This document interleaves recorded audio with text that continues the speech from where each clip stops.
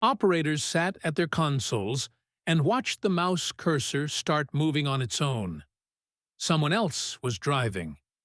Breaker by breaker, the lights across parts of western Ukraine began going out, and the people paid to keep them on could only watch.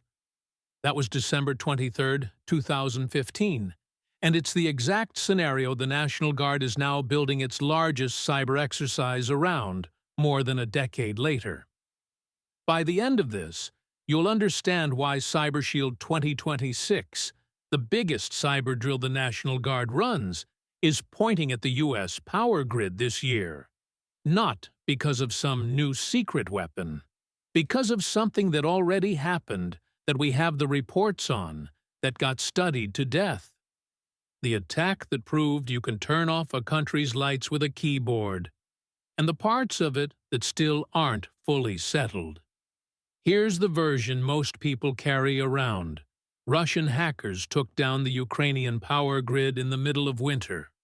Simple, clean, scary. And it's basically true. U.S. agencies, including what's now CISA, investigated alongside Ukrainian officials and confirmed it was a coordinated cyber attack that cut electricity to hundreds of thousands of people. But the headline skips the part that actually matters, the part that keeps grid defenders up at night. How they got in, and how long they were already there. So let's walk the record. This didn't start on December 23rd. According to the joint analysis published by ICS-CERT and outside researchers, it started months earlier, quietly. The way in was old-fashioned. Spear-phishing emails carried a malware family called Black Energy, hidden inside booby-trapped office documents. An employee opens the attachment, and the attackers get a foothold on the business network. Not the grid itself, not yet. But the door was open, and nobody knew it. And that's the part people underestimate. The attackers didn't rush. They sat inside the corporate networks and learned. They harvested credentials. They mapped how the company worked, which systems talked to which, where the business side connected to the operational side. The published analyses describe patient reconnaissance, the slow work of understanding an unfamiliar environment. Because a power company's control systems aren't obvious from the outside, you have to study them. And they had time. The bridge they were hunting for is the gap between IT and OT. Your email and spreadsheets on one side. The systems that actually flip switches on the other. In a lot of utilities, those two worlds are supposed to be separated.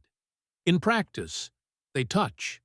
Remote access, shared credentials, a management link here and there.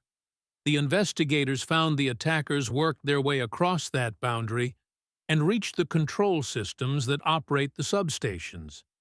That's when the countdown really began. Now, the actual outage. The record confirms this hit multiple distribution utilities on the same December day, affecting 2 or 3 provinces, and the exact company count varies between accounts.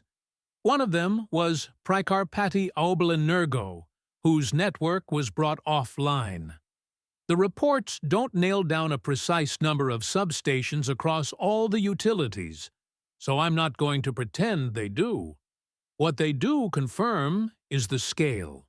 Roughly 200,000 or more customers lost power in winter. But here's the part that separates a nuisance from a weapon. The attackers didn't just trip breakers and leave. The post-incident reports describe a set of moves designed to make recovery as painful as possible.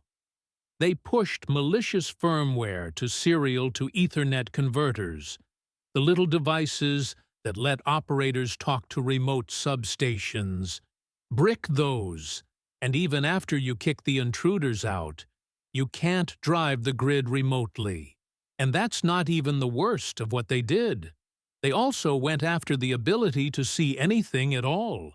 The malware wiped systems and corrupted the master boot records on key machines, so the control room computers wouldn't even restart.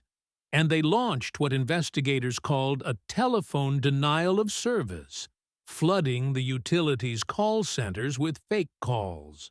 So customers trying to report the outage couldn't get through, and the companies couldn't easily tell how bad it was. Every path to recovery got jammed at the same time. So what really happened here? Stripped down. The entry point wasn't some exotic grid exploit.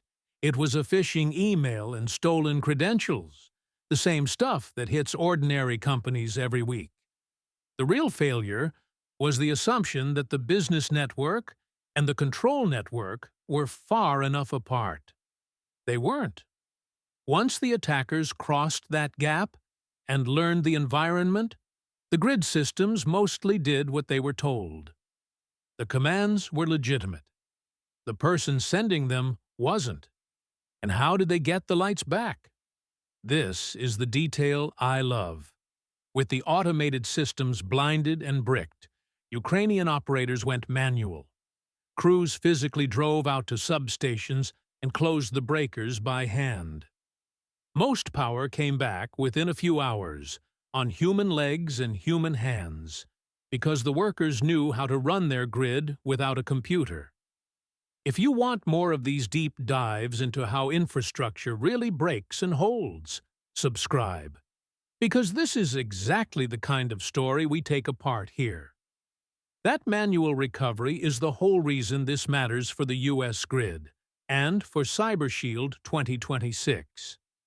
Ukrainian operators had recent memory of running things by hand. A lot of modern American utilities are far more automated, far more dependent on the very remote systems the attackers targeted. Take away the screens and the remote control, and the fallback isn't as simple.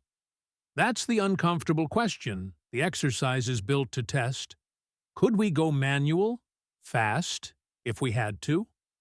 CyberShield is a National Guard-led exercise that's run for years, pulling in Guard units from across states, plus federal and industry partners, to practice defending networks under pressure.